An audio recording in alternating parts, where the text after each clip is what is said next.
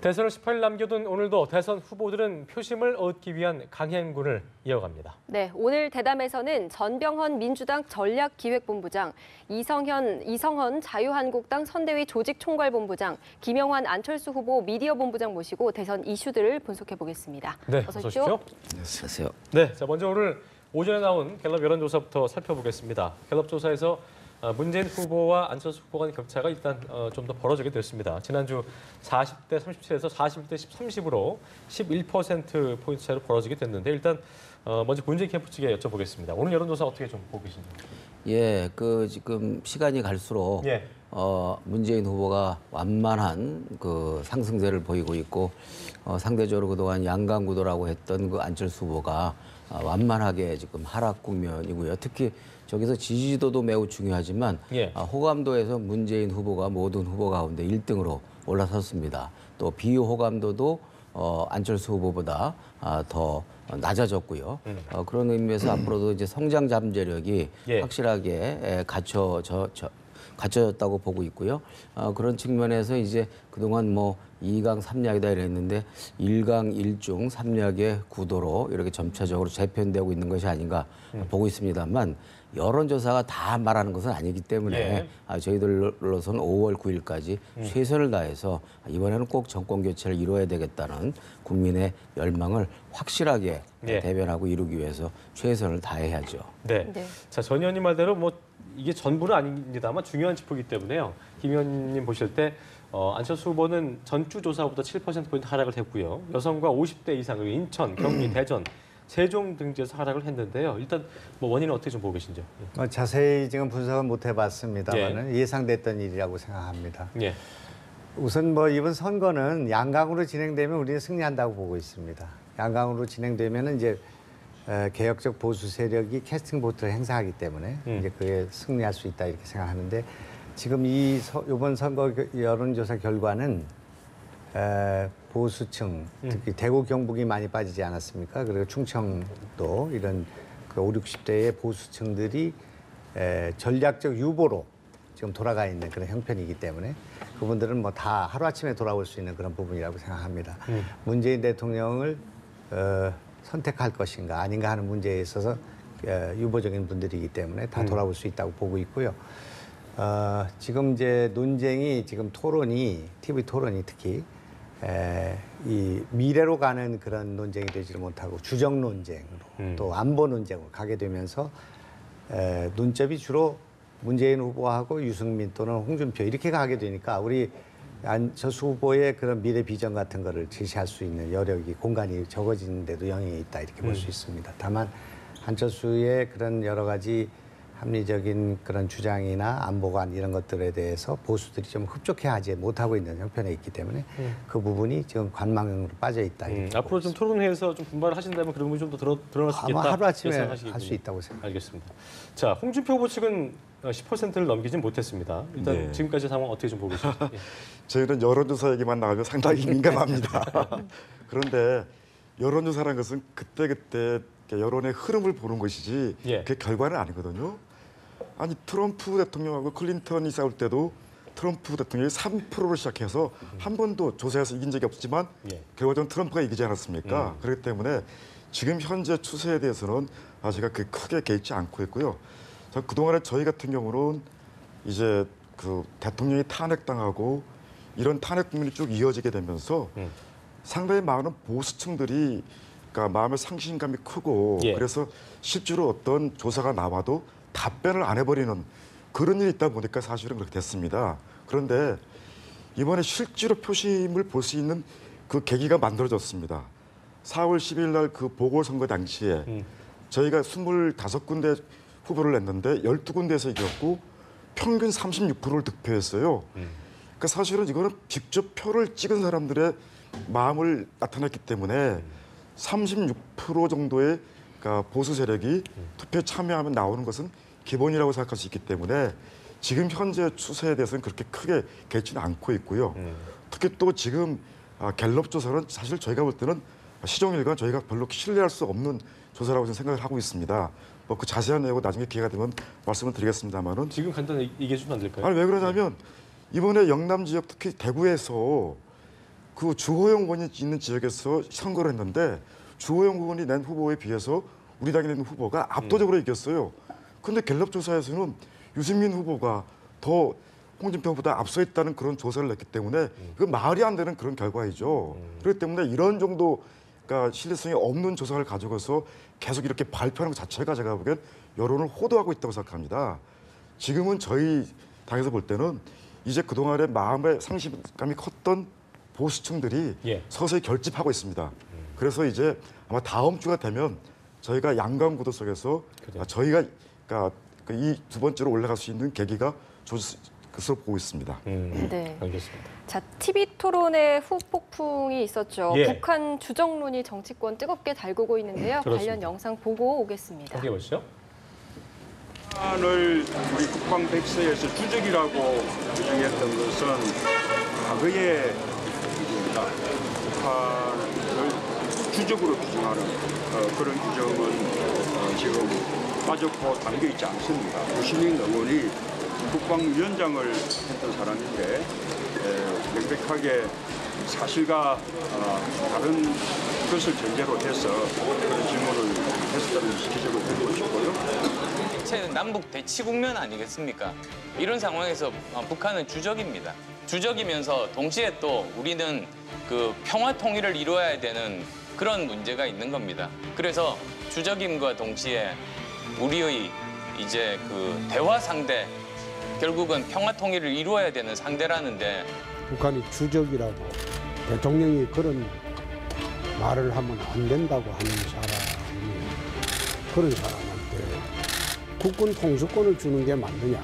전쟁을 일으킬지 모르는 김정은과 북한군을 마주하고 있는 우리 현실에서 대한민국 대통령이 국군 통수권자가 될 사람이 주적이라고 말할 수 없다.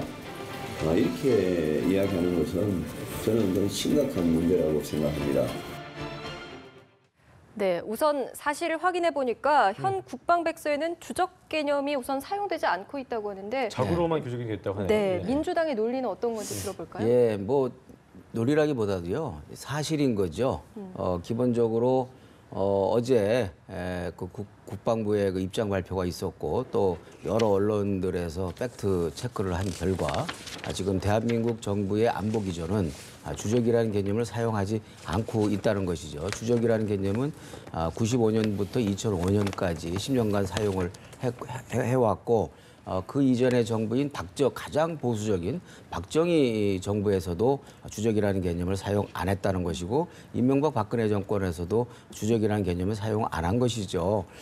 그런데 왜 이런 그 주적이라는 개념을 썼는데 신중을 해야 되느냐. 지금 아까 안철수 후보께서 얘기한 것처럼 북한은 우리나라의 그 어떤 안보를 호시탐탐 위협하는 그런 실질적인 적의 개념을 갖고 있고 또 반면에 우리가 평화 통일과 또 대화와 협력을 해야 하는 협상의 대상자라는 이중적 모순 지위 때문에 우리가 신중해야 되는 것이거든요. 그렇기 때문에 적어도 국가 지도자가 될 사람이라면 모든 사안, 특히 국제적인 사안, 특히 전쟁과 관련된 사안에서는 신중함과 경륜이 필요한데 이번에 문재인 후보가 오히려 이 주적 개념에 대해서 정확하게 인식을 하면서 이것을 신중하게 해야 될 문제다. 국가 지도자가 함부로 말할 이야기가 아니다라는 입장이 지금 현재 우리나라 대한민국 안보 기조와 맞다라는 것이 입증이 된 것이고요. 그런 측면에서 지난 TV 토론에서 이것저것도 제대로 사항 파악도 모르고 알지도 못한 채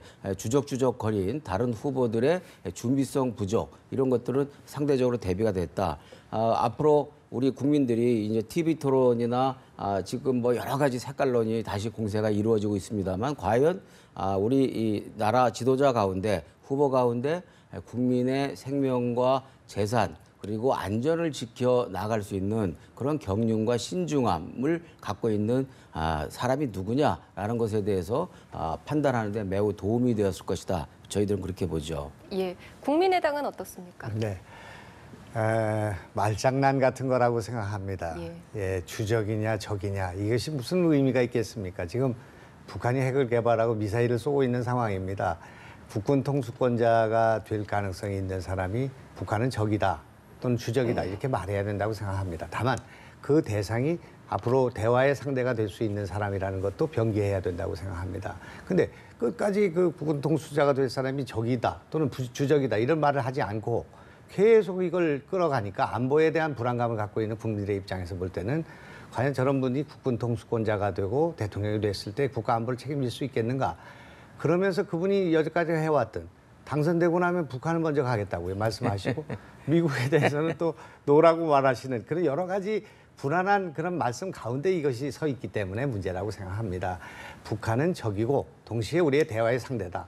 그러면 우리가 천안함에서 죽어간 우리 젊은 병사들을 우리가 어떻게 설명할 수 있을 것이며 전방에 있는 우리 군인들이 지금 무슨 적이 아닌 사람들 상대로 해가지고 지금 총을 들고 지금 초소를 지키고 있단 말입니까? 그러니까 그렇게 하시면 안 되고 대통령이 되시려고 하는 분은 적인데 그러나 대화의 상대이기 때문에 이런 양면성을 갖고 있다 이렇게 말하는 것이 옳았다 그렇게 생각합니다. 네. 자유한국당은 어떤 입장이십니까? 예, 저희 당에서도 보면 우리 김영한 의원님 말씀처럼 거의 비슷한 생각입니다만은 사실은 95년에 김영삼 대통령 시절에 주적 개념이 도입이 됐는데 노무현 대통령 때 와서 그 개념을 없앴습니다.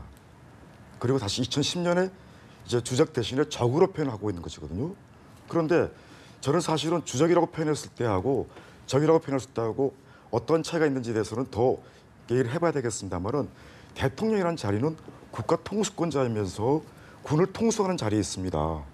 우리 천안함으로 인해서 46명의 우리 장병들이 수장을 당했습니다. 그 일을 저지른 사람이 북한 집단 아니겠습니까? 그 우리의 아군을 그렇게 수장시킨 북한을 적으로 규정하지 않고 앞으로 대화의 상대이기 때문에 적이라는 표현은 대통령은 쓰지 않되 국방부 장관이 할 얘기다라고 한다면 저는 제가 보기에 도대체 국민들이 볼 때 저런 분에게 들어서 나라의 안위를 맡길 수 있겠는가에 대한 심각한 결함이 있다는 생각을 하게 된다고 생각합니다. 어제 국방부 대변인의 그 말씀도 지금 주적이 아니라 적이라고 했는데 적이라는 것이 주적과 어떻게 다르냐 그러니까 별 차이가 없다 이렇게 말씀을 하셨거든요. 그러니까 그런 거는 됐어요. 제가 얘기 중에 있으니까 제 얘기 마저 들으시고 그래서 저는 사실은 그 전쟁 중에도 대화를 해야 되죠. 전쟁 중에 대화하기 위해서 그러면 전쟁한 상대방을 예를 들어서 적으로 그냥 하지 않겠습니까? 지금 대한민국은 휴전 상태에 있습니다. 휴전 상태에 있거든요. 언제 어떻게 교전이 있을지 모르는 상황에 있는 것입니다. 그렇기 때문에 적어도 다른 사람은 몰라도 대통령을 할 사람이라면 그 사람이 가지고 있는 국가관이라든지 안보관에 대해서 국민들이 믿을 수 있게 만들어줘야 되는데 제가 보기에는 이거는 대통령 후보자로서는 심각한 결함을 가지고 있는 그런 생각을 가지고 있다 이렇게 생각합니다. 예, 이 점에 있어서는 제가 조금 말씀드리면 2대 1이니까 우리 자유한국당하고 국민의당하고 거의 색깔로 1, 2중대 같은 느낌을 받는데요. 참 유감스럽게도 대통령 될 사람이기 때문에 국가 지도자이기 때문에 감정에 치우친 결정, 경박한 표현 이런 것들이 신중을 해야 된다라는 그런 이야기를 하고 있는 것이고요.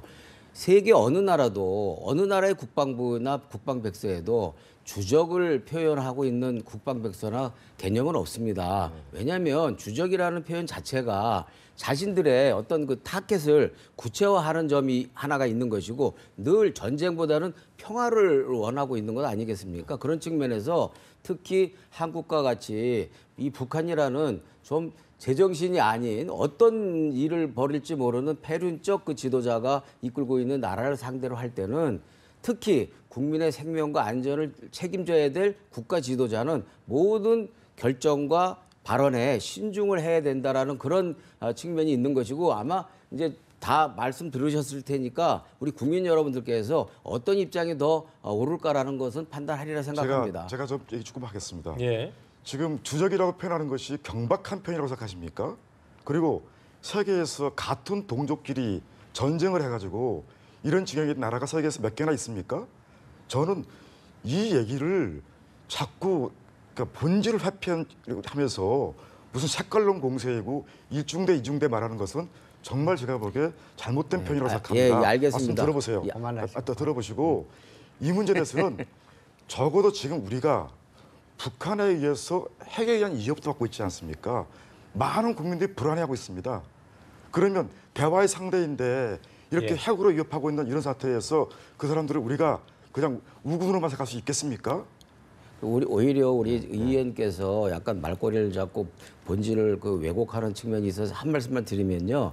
주적이라고 표현을 얼마든지 할 수가 있다고 생각해요. 그리고 북한은 당연히 우리의 매우 중요한 적이죠. 상대이고 네. 견제를 해야 되고 압박을 해야 되는 그런 상대이지만 그러나 군 통수권자로서 국가의 최고 지도자로서 국민의 생명과 안전을 지켜야 되는 그런 지도자는 그런 입장에서는 오히려 말 한마디도 감정에 쏠리지 말고 아니 주적이라고 말하는 것이 뭐가 그렇게 어렵겠습니까? 글쎄, 그러나 그러니까 주적이라고 말하는 제가 게 그게 말씀드리고 무슨- 있잖아요.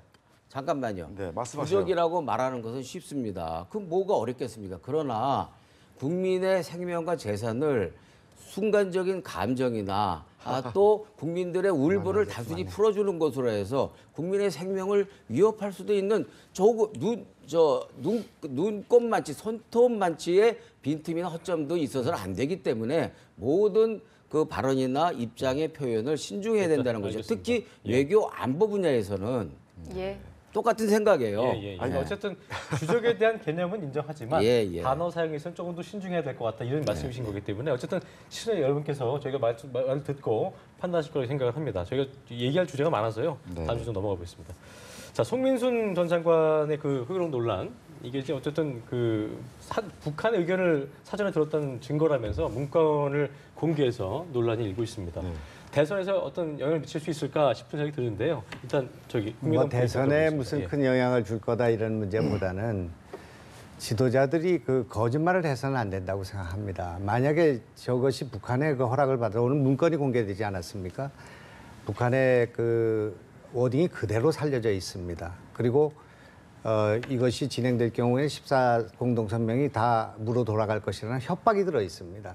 그런 내용을 안보실장을 통해서 대통령이 보고를 받았고 그것을 북한의 의사를 들어보는 게 좋겠다는 것이 지금 송민순 장관이 그러니까 문재인 후보께서 그때 비서실장이 그렇게 거절을 했다는 것이 들어있는 내용인데 그러면 그때는 그런 상황 때문에 14 성명이 있었고 남북 관계를 고려해서 북한의 입장을 들어보는 게 좋겠다 해서 거기에 입장을 들어봤고 안기 부장을 통해서 그 얘기를 들었다는 것을 밝히면 되는 것입니다. 근데 그걸 거짓말을 하다 보니까 자꾸 거짓말을 낳게 됩니다. 만약 저것이 사실인데 이번 대선에서 그걸 그냥 묻고 대통령이 당선되게 됐을 때 북한이 이것을 지렛대로 갖고 있는 것입니다. 이걸 우리가 폭로하겠다고 이렇게 해가지고 대통령 흔드는 일이 벌어지게 될 것이기 때문에 이것이 무슨 대선에 영향을 준다 이런 걸 떠나서 있는 그대로 밝히는 것이 좋겠다고 생각하고 명명백백하게 지금 증거가 나왔는데도 그걸 자꾸 부정하면 안 된다고 생각합니다. 일단 한국당 측 입장 듣고 전혀 듣겠습니다.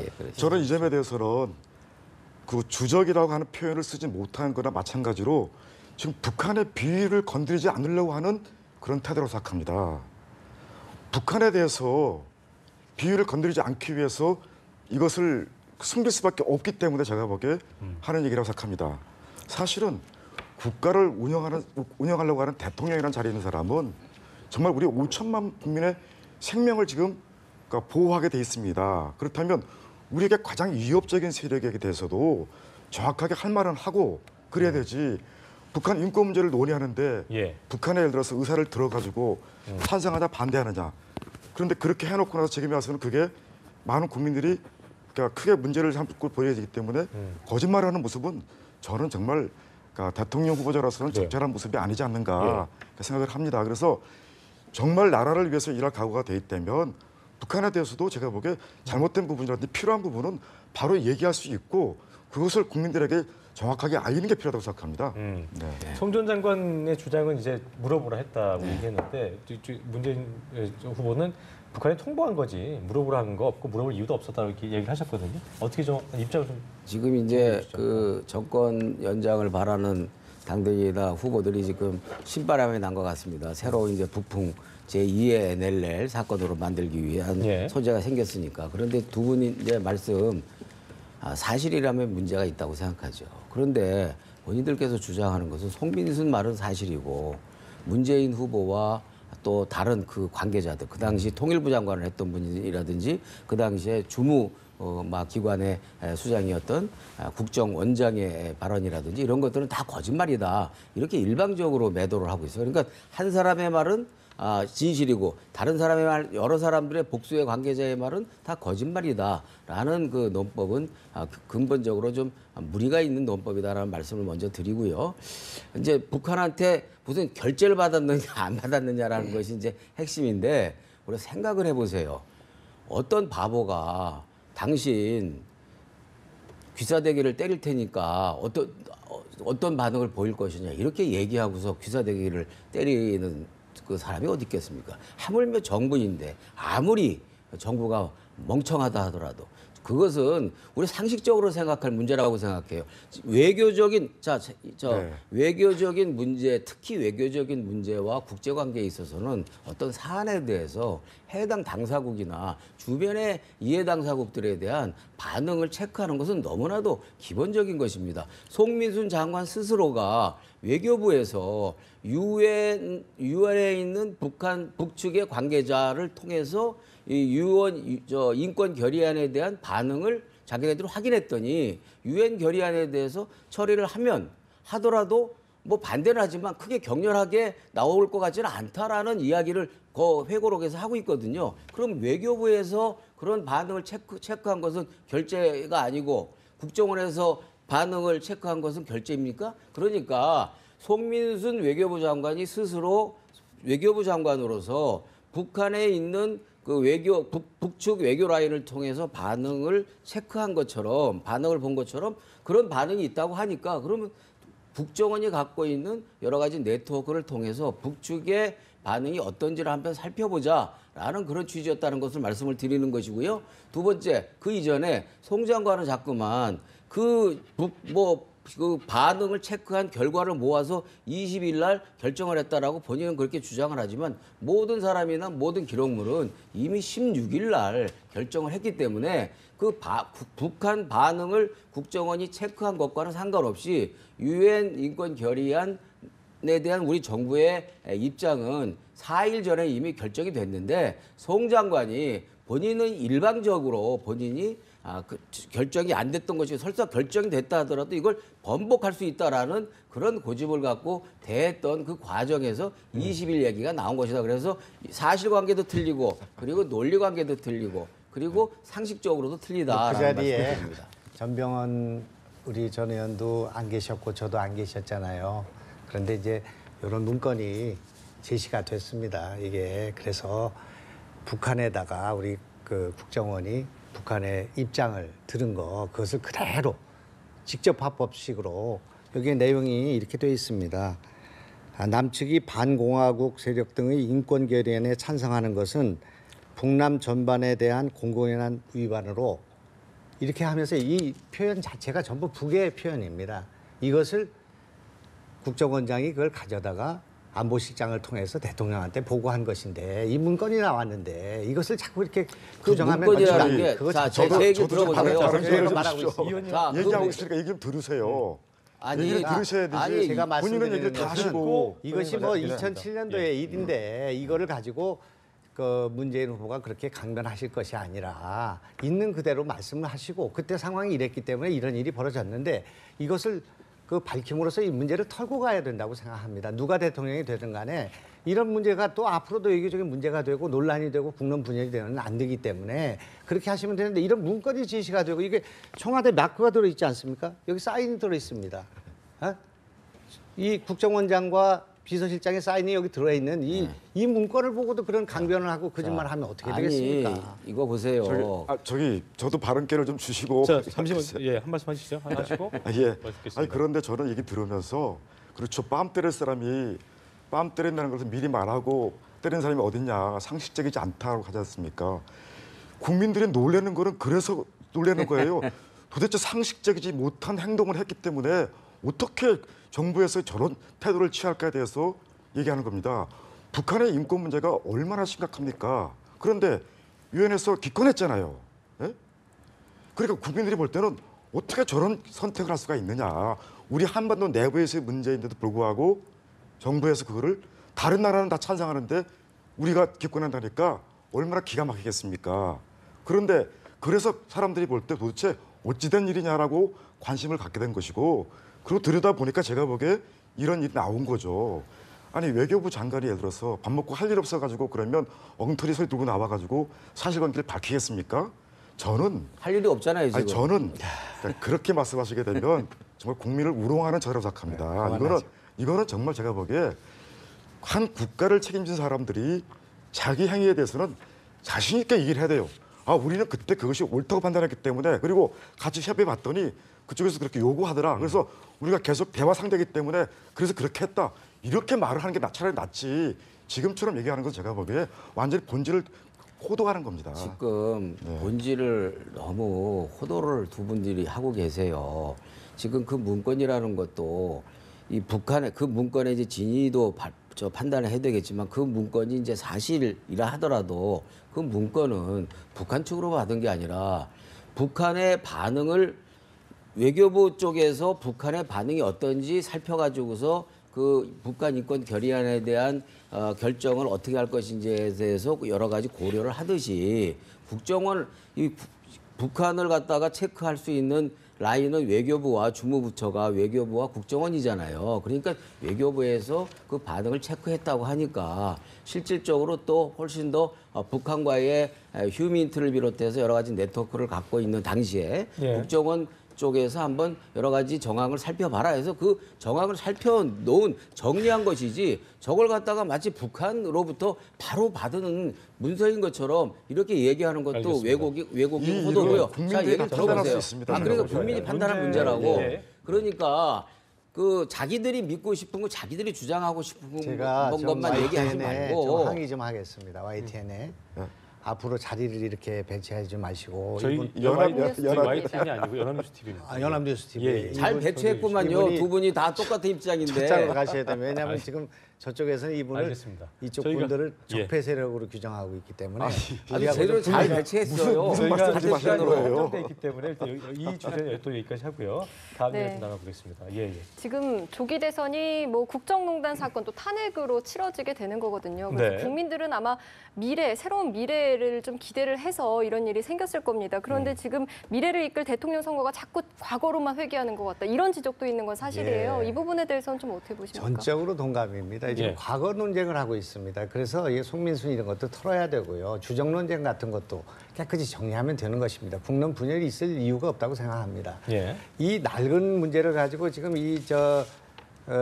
자유한국당이나 또는 바른정당에서 이 문제를 가지고서 논쟁하는 것 자체가 우리로서는 참 깝깝한 상황이라고 생각합니다. 그렇기 때문에 이 문제는 빨리 정리하면 좋은데 문재인 후보도 사실 이걸 즐기고 있습니다. 사실은 이렇게 이 적폐 세력 대 소위 정권 교체 세력 이 구도를 만들기 위해서 그냥 일부러 하는 것 같지 않은 그런 생각을 갖고 있습니다. 그렇기 때문에 과거의 문제는 빨리 정리하고 미래의 문제로 4차 혁명으로 또 우리 앞으로 어떻게 나라를 이끌 것인가 이런 논쟁으로 갔으면 좋겠습니다. 예. 아니, 나라를 말씀해 이끌어 가는데 그 지도자가 어떠한 철학을 가지고 있는지, 어떠한 안보관을 가지고 있는지 이런 내용을 정확히 아는 게 국민이 필요한 거고 대선 기간은 그걸 검증하는 게 기본적인 일입니다. 그런 의미에서 지금 이 문제를 다루는 것인데 예를 들어서 이런 문제가 예를 들어서 미래를 위해서 도움이 안 된다는 식으로 얘기하는 것은 제가 보기에 모든 과거는 덮어두고 무조건 앞으로만 보자는 얘기라 다를 바 없는데 저는 그렇지 않다고 생각합니다. 적어도 대통령이라는 자리는 국가의 안위를 책임지는 최고 책임자입니다. 예. 그럼 이 사람이 예를 들어서 안보관이 어떤지 북한에 대한 관점이 어떤 것인지 이런 걸 분명히 제가 보기에 알 수 있어야 되기 때문에 한 겁니다. 그리고 예. 우리 사회가 얼마나 부정부패가 만연해 있었습니까? 그러면 그 사람이 과거에 어떤 뇌물을 받았는지 이런 사실이 있다면 제가 보기에 알아야 되죠. 노무현 대통령께서 예를 들어서 640만 불 달하는 그런 뇌물 받아가지고 결과적으로 목숨을 끊었지 않습니까? 예. 그러면 그 후예들이 지금 다시 한때는 패적 선언하고 나서 다시 이제 와서 한 번 선거에서 심판받았으니까 이제는 다 그것은 없는 것이다. 이렇게 얘기하고 나온다면 제가 왜 국민을 속이는 일이죠. 적어도 그때 사정이 어떤 내용인가에 대해서 다 국민이 알 수 있게 하고 정말 그런 일이 앞으로 다시 반복되지 않도록 하기 위해서라도 그 내용을 정확히 국민들이 알 필요가 있는 것입니다. 그렇기 때문에 이런 얘기를 지적하는 것이지 이게 무슨 과거를 뒤져가지고 뭘 싸우기 위해서 하는 것이고 무슨 색깔로 하기 위해서 하는 것이 아니라는 것을 예. 말씀드리고 싶습니다. 예. 저는 두 분이 이제 아까 자꾸 두 분 하지 마세요. 성도 다르고 이름도 다르고 그런데. 저쪽에 앉은 두 분 말씀을 손가락질하고 하시는데 그러시면 안 되고. 손가락질한 게 이렇게 제가 방향을 가리킨 거 아니에요. 네. 저쪽에 앉으신 두 분이 바로 방금 전까지 뭐 주적이니 무슨 뭐 국정원 뭐 송민순 회고록 문제에 대해서 똑같은 입장을 이야기를 하시다가 이제 약간의 미래 이야기랑 다른 입장을 보이셨잖아요. 제가 볼 때는 저는 오히려 자유한국당이 더 나아 보입니다. 왜냐하면 나름대로 일관성이 있어요. 끝까지 이 색깔론과 북풍을 제기하겠다, 일관되게. 그리고 그런 의미는 이런 것이다라는 이야기는 나름대로 논리적 일관성이 있어요. 우리 국민의당은 도대체 뭐가 뭔지 모르겠어요. 이리 갔다 저리 갔다, 우왕좌왕, 좌로 갔다 우로 갔다. 방금 전까지 색깔론에 막 가세해서 얘기를 해놓고서는 그거를 엉뚱하게도 또 문재인 후보가 즐긴다는 둥, 민주당이 즐긴다는 둥 엉뚱하게 또 뒤집어 씌우기를 하고 거기에 이제 또 미래를 얘기해야 된다 이렇게 말씀하시는데 우리가 정직하게 얘기를 했으면 좋겠습니다. 사실은 우리 지금 방금 전에 우리 김영한 전 의원께서 말씀하신 것처럼 선거는 미래를 얘기하는 장이 돼야 되겠죠. 그래서 도대체 정권 교체를 하면은 우리 사회가 어떻게 변할 것인지, 정의와 공정한 사회가 정말 될 것인지, 아니면 무늬만 정권 교체가 되고 실질적으로 그 내부 속을 들여다보면은 그동안 정권을 움직여왔던 기득권 세력들과 또 여러 가지 적폐의 어떤 그 제도들이 그대로 살아있는 채 꿈틀거리고 있을 것인지, 이런 것들에 대한 판단을 할 수 있도록 미래에 대한 얘기를 하는 장이 되어야 된다, 이런 생각입니다. 네. 제가 간단하게 말씀드리겠습니다. 뭐 길게 드릴 말씀이 없고요. 처음부터 끝까지 네거티브입니다. 이 지금 대세론이라고 주장하시고 또 1등 후보라고 하시는 분이 그런 그 정당이 오락가락을 하고 무슨 색깔론으로 하고 그 말 자체가 지금 네거티브입니다. 어떻게 색깔론입니까? 대통령 후보의 검증 과정에서 그런 문제가 제기됐기 때문에 우리 당이 제기한 것이 아닙니다. 이게 지금 보수 정당이라고 할까, 그 과거의 구여권 세력들이 같이 하고 있기 때문에 거기에 대해서 우리 의견을 피력한 것이지, 그걸 같이 싸잡아가지고 색깔론이고 이리 갔다 저리 갔다 하고 일관성이 부족하니까 자유한국당보다도 못하고 이런 식으로 하시지 마시고요. 정치를 그렇게 하지 말고 좀 인정할 건 인정하고, 저희가 말씀드린 건 이런 문제들은 과거의 문제들로서 빨리 정리하고 다음 우리의 주제로 또 다음 알겠습니다. 우리의 미래로 가자, 그런 말씀. 저도 한마디만 좀 말씀해 주십시오. 아니, 근데 한마디만요. 저도 근데 실제로 지금 우리 북한의 핵 위협이라는 것이 얼마나 우리 국민들에게 많은 위기의식을 부여하고 있습니까? 사실은 김정일 정권 때 다 망해가던 정권이었습니다. 그때 누가 그러니까 대북 송금해서 돈을 대줬습니까? 정상회담 하기 위해서 김대중 때 4억 5천만 불 주지 않았습니까? 사실은 그런 돈들이 지금 오늘의 북한의 핵무기를 그러니까 그런 돈으로 샀어야했다는 것이 다 국민들이 인식하고 있지 않습니까? 그럼 이런 면에서 저희가 제대로 된 내용을 파악을 하고 대처를 해야 내가 보기에 앞으로 또다시 그런 일이 안 벌어지는 것입니다. 이 주제까지 넘어가게 되면 너무 이게 길어져서 20초만 말씀드리고 두 분이 얘기를 했으니까 저도 이제 말씀을 드리면 우리 김 의원님 말씀 잘하셨어요. 네거티브다 시종일관. 지금 김 의원님이야말로 아까 제가 네거티브 말을 한다고 그러는데 김 의원님이야말로 시종일관 말을 얘기를 하면서 말과 내용이 시종일관 네거티브였다. 아마 시청자들이 다 아실 거다. 번디르하게 아닌 것처럼 하면서 내용은 실질 시종일관 네거티브였다라는 말씀을 제가 깨닫게 말씀드릴게요. 서로에 대한 말의 공부 여기까지 하는 걸로 하고요. 제가 이 얘기 넘어가겠습니다. 자, 문재인 후보 저희가 아까 기사라도 보도해드렸습니다. 문재인 후보 선대위가 안철수 후보를 향해서 SNS상에 네거티브 지침을 내린 문건이 공개돼서 파문을 일고 있는데요. 일단 관련된 내용 화면 보시고요. 대담 이어가겠습니다. 함께 보시죠. 문건은 문재인 후보 선대위 전략본부가 4월 17일 생산해서 더불어민주당 소속 국회의원과 지역위원장에게 대외 비로 배포한 문건입니다. 문재인 선대위는 댓글 부대, 문자 폭탄을 만들어내는 양념공장이고 문재인은 양념공장 사장임이 밝혀졌습니다. 문재인 선대위의 이러한 작태는 박근혜 11단의 부활이고 호남과 영남 국민을 분열시키는 적폐 중의 적폐입니다. 가짜뉴스 공장장 박지원 대표의 적반하장 안철수 후보나 박지원 대표는 참 편리한 사고 구조를 갖고 계신 것 같습니다. 자신들이 매일 생산하고 있는 막말과 가짜 뉴스는 잊으셨는지 묻고 싶습니다. 매일 터져 나오고 있는 안 후보와 국민의당 관련 각종 의혹에 대해 사과한 적이 있으십니까? 자, 일단 먼저 민주당과 국민의당 입장을 듣고요. 마지막에 또 자유한국당 입장을 들어보겠습니다. 먼저 민주당의 정명훈. 저 문건이 일부 뭐 어제 보니까 일부 뭐 나간 것이 있더라고요. 근데 저 문건은 사실 저도 제가 전략본부장인데 저도 어제 처음 봤어요. 실무선에서 만들어져서 저 문건이 어떻게 나갔는지는 지금 조사 중에 있는데 저 문건은 우리의 선대위의 공식적인 문건이 아니고요. 그리고 확인된 문건도 아니다라는 점을 이제 먼저 말씀을 드리고 거기 어저께 제가 보니까 안으로 돼 있더라고요. 안. 그것이 결정이 됐다고 한다면 안이 아니겠죠.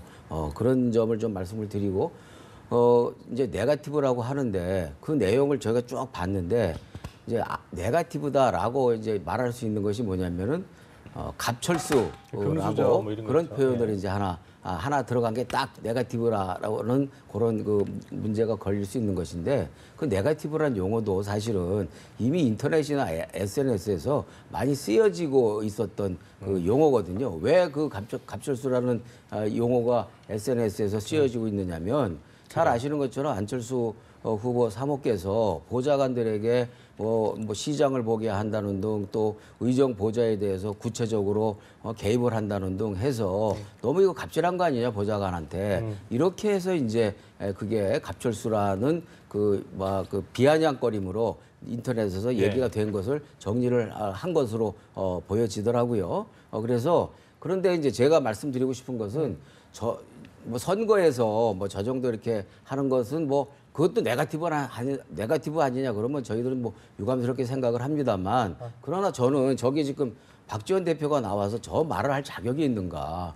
본인이 모셨던 DJ 어른을 저도 같이 모셨습니다만 DJ를 무슨 골로 보냈다는 등 아니면 뭐 대구 강물에 빠져 죽겠다라고 문재인 후보가 했다는 등 완전히 허위사실과 그 흑색선전을 날마다 일삼아서 문모닝이라는 말을 만들어낼 정도로 허위사실과 흑색선전을 일삼은 분이 저렇게 얘기할 수 있겠는가라는 것에 대해서는 좀 저희도 한마디 하고 싶습니다. 국민의당도 한 말씀 해주시죠. 이에 대해서. 뭐 이거 일일이 드릴 말씀이 없습니다. 왜냐하면 뭐 잘하신 것 같습니다. 전략본부에서 그런 문건을 내려서 다 지침을 내린 건 아니에요. 안철수를 네거티브로 우리가 뭐 지지율이 급상승하니까 그런 아마 지시를 내린 것 같은데 지시를 내리지 않았다니까요. 본부장님 지시는 아니고 아마 그 뭐 실무자라니까요. 하여튼 그래도 우리가 만약 그런 일이 벌어졌다면 이런 것을 단속하지 못하고 이런 지침이 내려간 것에 대해서는 송구하게 생각합니다. 그리고 앞으로 이런 일은 없어야 되겠습니다. 이렇게 하는 것이 정치인으로서의 자세라고 생각합니다. 새로운 정치로 가는 길이라고 생각하죠. 거기다 덮어 씌워가지고 인신공격을 하고 뭐 여러 가지 핑계를 대고 그렇게 하시니까요. 그렇게 하지 마시고 또 지지율도 많이 올라갔다고 하시니까 좀 여유 있게 좀 이렇게 국민들이 다 알고 있습니다. 저런 거는 있어서는 안 되는 일이고요. 네. 또 우리가 공격을 할 수 있습니다. 후보에 대한 비판할 수 있습니다. 정책을 가지고 할 수 있습니다. 검증할 수 있습니다. 사실에 입각해서 해야 합니다. 근데 이런 식으로 엉터리로 하고 막 덮어 씌우고 그러는 것은 시대에 맞지가 않고 그렇게 해가지고 국민들의 마음을 살 수가 없습니다. 그러니까 그것만 말씀드리겠습니다. 저희가 자유한국당 입장도 짧게 해서 들어보겠습니다. 네, 저도 좀 말씀을 드리면 지금 전 의원께서 이렇게 설명하면서 아주 교묘하게 또 그 네거티브 내용을 다 얘기를 하시네요, 보니까. 저는 그렇게 하시면 안 된다고 생각합니다. 아니, 예를 들어서 자기들이 만들었으면 책임지고 예를 들어서 거기에 대해서 사과를 하면 되지. 그건 또 실무자가 만들었으니까 이거는 우리 본부에서 결정한 게 아닌 문건이다. 이런 식의 발표하는 것은 정말 제가 보기에 좀 당당하지 못한 태도가 아닌가 그 생각이 들고 실제로 김종인 대표가 그 당에서 나오지 않았습니까? 그런 말씀 하시더라고요. 도저히 여기 있는 사람들하고는 상대할 사람들이 아니다. 그래서 내가 당을 나올 수밖에 없었다. 그 당의 대표였던 분이 예를 들어서 그런 말씀을 했던 부분은 그분도 그런 경험을 당한 겁니다. 제가 보였을 때. 그렇기 때문에 더 이상 이런 사람들에게 우리의 앞날을 맡길 수 없지 않느냐고 판단했기 때문에 나왔다고 제가 얘기를 들었는데 저는 이런 면에서 진짜 제일 앞서간다 그러는데 그렇게 그러니까 부정적인 부분을 선거 전략으로 쓰는 것은 지향한다고 생각합니다. 시간이 다 아니요. 저기 그 문제에 대해서 두 분이 얘기하셨으니까 저도 두 번은 발언할 기회를 주세요. 예. 지금 말씀하신 거 다 옳은 말씀이에요. 그런데 두 분도 말씀을 하시면서 결국은 다 네거티브로 한 거예요.